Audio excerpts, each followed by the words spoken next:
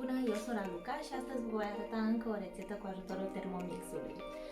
Mi-am salvat rețeta de pe platforma Cookie-Do, mi-am salvat-o în săptămâna mea Cook Today, ce voi găti astăzi. Și voi găti creveți săte. Intru pe rețetă, începe prepararea. Am nevoie de 20 de grame de ulei de măsline, pentru că am scos capacul după ce cântarul a fost activat, el îmi va arăta pe minus, așa că voi apăsa tara. Iar acum cântarul ia de la 0 din nou. 20 de grame de ulei de măsline.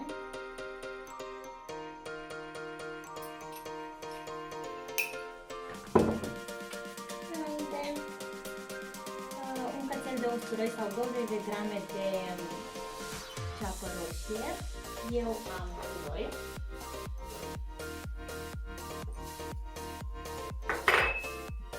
Înainte, trebuie să punem capacul fără căpăcelul de măsurare. Înainte, 2 minute 30 este deja setat minutajul. Temperatura este setată, la aroma nu trebuie decât să mergem cu selectorul la viteza lingură, ne spune.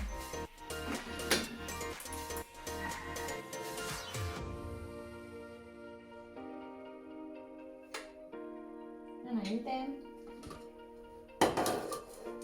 voi apăsa din nou tara, deoarece am ridicat capacul bolului după ce s-a activat cântarul. Voi introduce creveții, 218 grame am eu. Înainte, ne spune să ne asigurăm că ei sunt distribuiți egal pe fundul bolului, așa că voi amesteca puțin cu spatula. Înainte,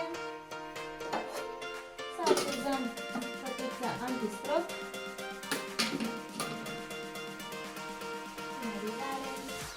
Temperatura este din nou, minutajul este din nou activat, temperatura este activată. PM6 are această funcție de a găti la temperatură înaltă. Nu facem decât să învârtim selectorul de evaporare.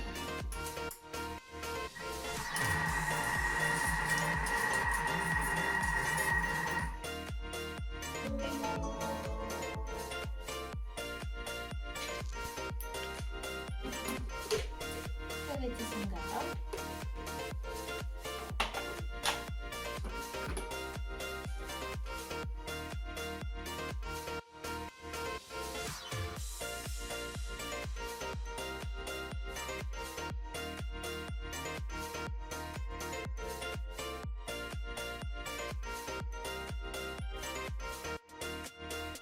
Vă mulțumesc pentru atenție, vă urez o zi bună și nu uitați, stăm în casă și gătim cu Thermomix.